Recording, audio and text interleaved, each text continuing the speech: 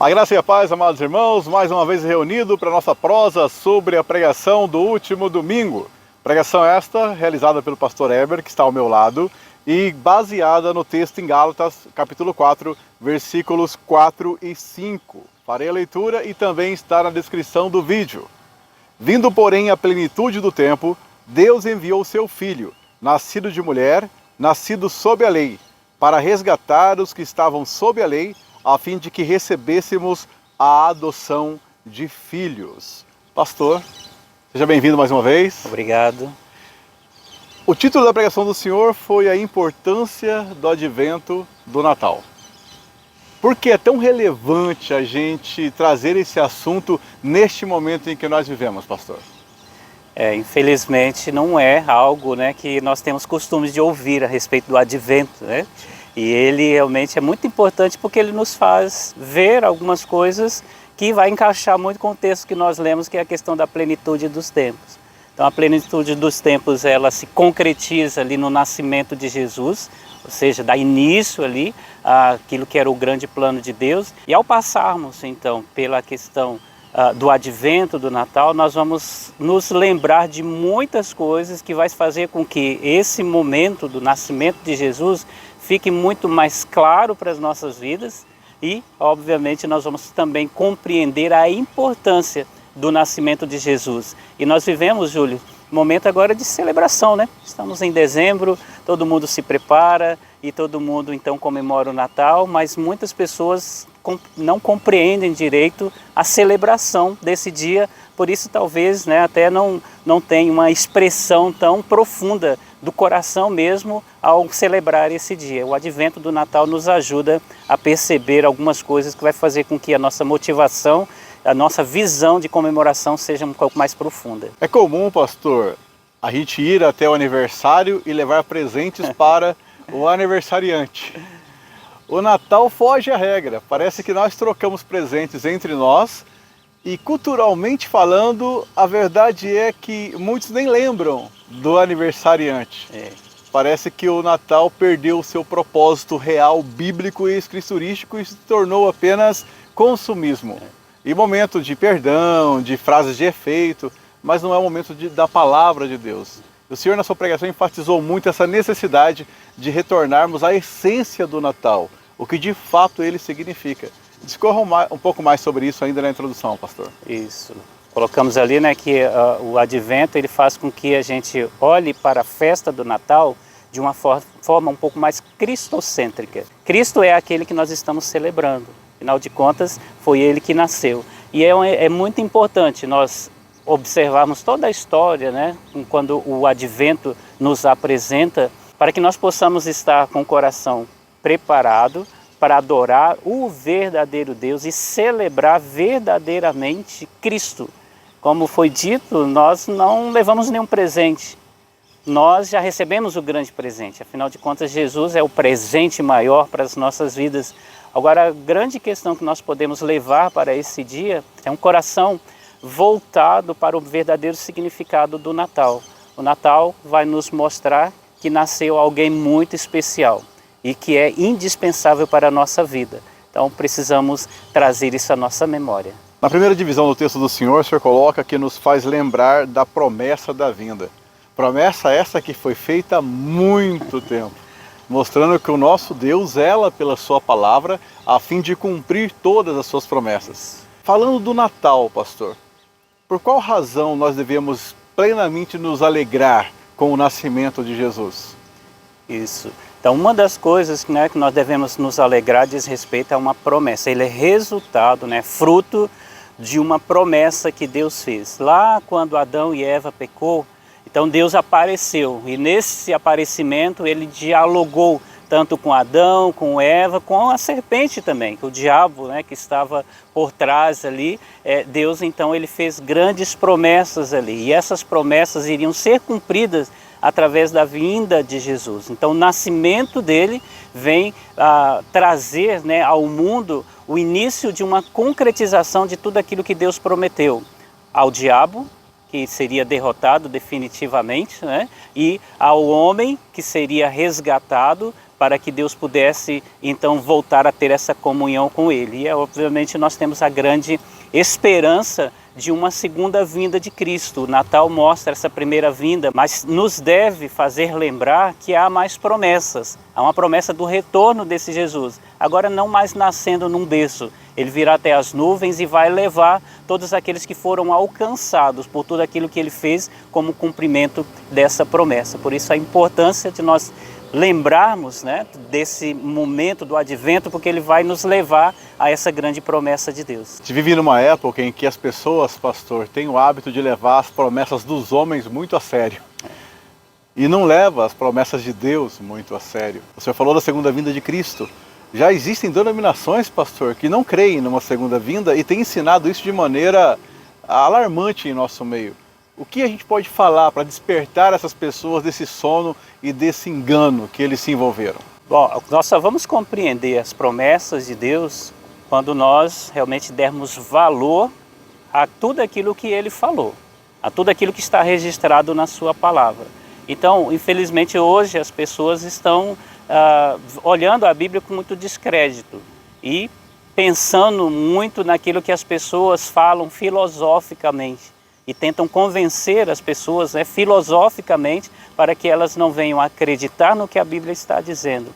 A única forma de termos as convicções de que Jesus voltará e de que muitos estarão indo com Ele é realmente dando valor devido às Escrituras e não a homens. Lembre-se que a Bíblia fala que os homens falham, Deus nunca falha. A sua palavra é verdadeira e a palavra de Deus está recheada de promessas e posteriormente o registro do cumprimento dessas promessas, e nenhuma delas falhou. Deus é fiel e é por isso que nós temos que acreditar na palavra de Deus e não no que as pessoas hoje trazem aí como argumentos que não são bíblicos e que não partem de Deus. Glória a Deus por sua palavra. Na segunda divisão do texto do Senhor, pastor, nos faz lembrar das confirmações da vinda.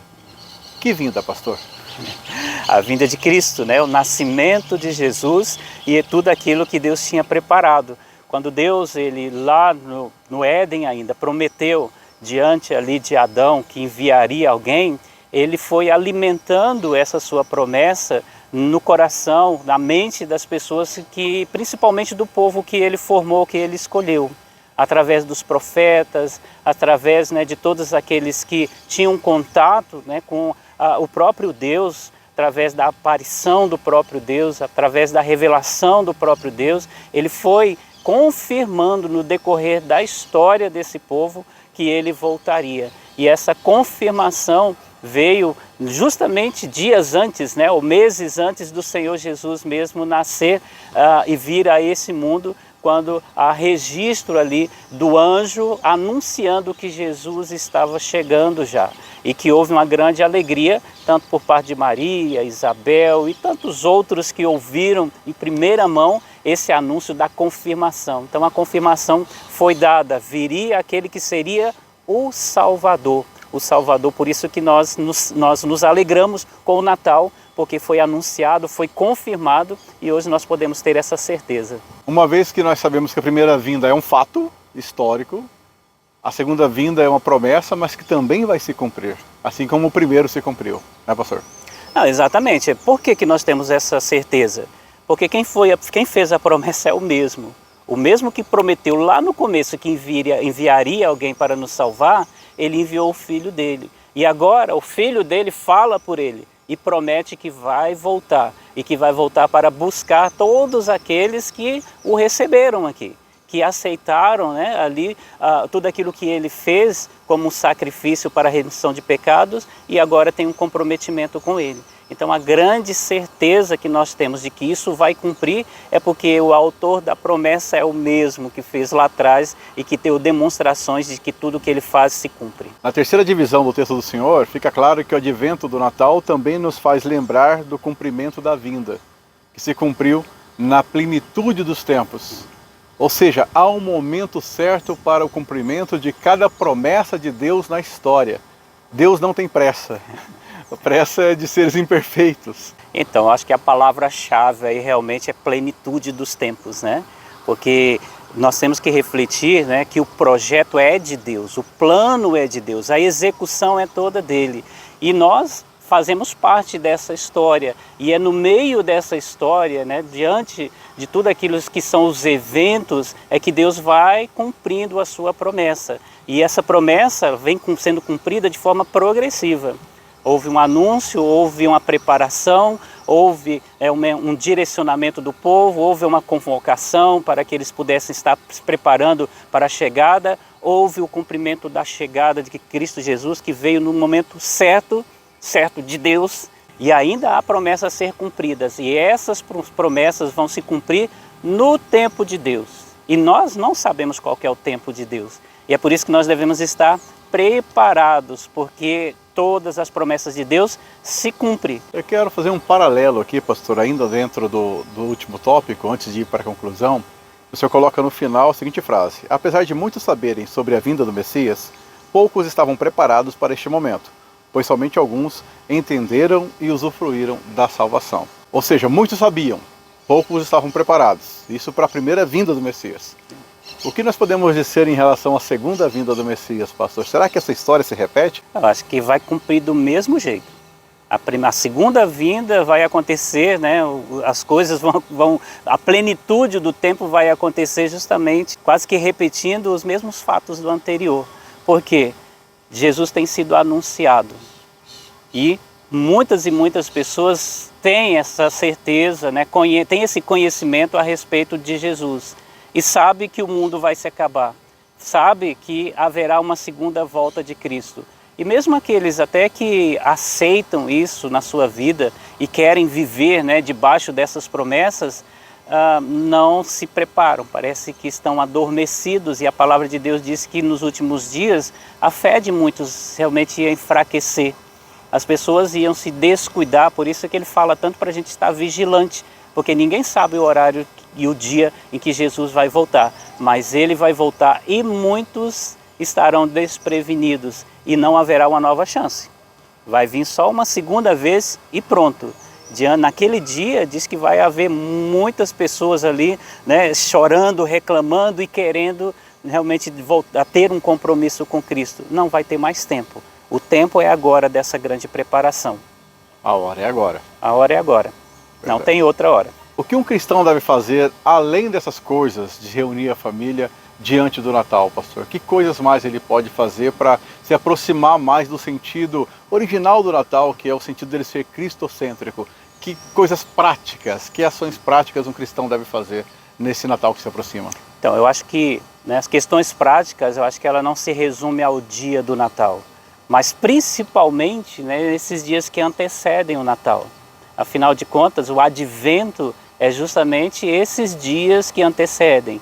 E o convite é para que durante esse período você já esteja se aprofundando, tomando conhecimento e se alimentando muito mais ainda, né, de tudo aquilo que nós colocamos ali. Houve uma promessa, houve uma confirmação e houve o dia que essa promessa se cumpriu. Então, se você aprofundar no conhecimento de tudo isso, né, durante essa chegada da comemoração do dia do Natal, o dia do Natal, a sua celebração, ela vai ter muito mais efeito e vai ter muito mais resultado positivo para a sua vida. E é claro que para a comunidade também que vai estar reunida, para a família que vai estar reunida, para a igreja que vai estar reunida, para a pessoa, né, que vai ali com aquele espírito natalino e não unicamente daquele dia, mas é o espírito relacionado, né, ao nascimento de alguém que foi prometido, que foi confirmado e que aconteceu. Então eu creio que buscar durante esses dias, aprofundar mais, é algo que nós podemos fazer de prático. Para encerrar, pastor, diante da pregação e desse vídeo, que reflexões o senhor julga ser essencial ocupar a nossa mente nesses dias que precedem o Natal? Acho que existe, né, a questão de como que nós temos visto o Natal. Anualmente se repete essa data e muitas vezes se repete o mesmo tipo de comemoração. Acho que nós precisamos, né, refletir mais profundamente a respeito da importância dessa celebração. É um dia que foi escolhido, né? Sabemos que não é esse dia literalmente, mas é um dia que foi escolhido para que nós pudéssemos estar lembrando de Jesus. E ao lembrar de Jesus, não vamos só olhar, né, para aquele momento tão fofo, né? nasceu numa manjedoura, os animaizinhos por ali, os pastores apresentaram e posteriormente veio os sábios. É muito bonito, a narrativa bíblica é maravilhosa, só que foram poucas pessoas que viram. Mas ali está querendo mostrar para nós que Jesus nasceu de uma forma muito humilde, não da forma como os reis nascem, esperados aí, né? Mas ele que era o rei dos reis nasceu de uma forma humilde e pessoas humildes é que puderam perceber isso. Então que nós possamos baixar um pouquinho aí, né? Tudo aquilo que é a nossa expectativa de festiva e buscar um pouquinho mais essa humildade de olhar para Jesus, olhar para esse momento como um momento de reflexão e de olharmos verdadeiramente para aquele que nasceu naquele dia, Jesus. E também, né, nos despertar para conhecer mais. Não foi só naquele momento ali, né, que nós devemos olhar, olha Jesus, e o que mais? Então, a partir do momento que nós vemos não só o nascimento, mas toda a vida de Jesus e o que ele propõe, então isso é muito prático para a nossa vida nesse momento de celebração, porque nós celebramos porque conhecemos toda a vida dele. Muito obrigado, pastor, pela sua participação mais uma vez. Obrigado, eu que agradeço. É bom estar aqui. Quanto a você, muito obrigado por nos acompanhar até este momento. Quero te convidar para o culto que é realizado às 19 horas no domingo na 8ª Igreja Presbiteriana e nas quintas-feiras às 19 horas estamos realizando um estudo bíblico e também reunião de oração na casa da irmã Jamira. Que Deus abençoe seu dia e que o seu relacionamento com Jesus cresça cada dia mais em conhecimento e intimidade. Tchau!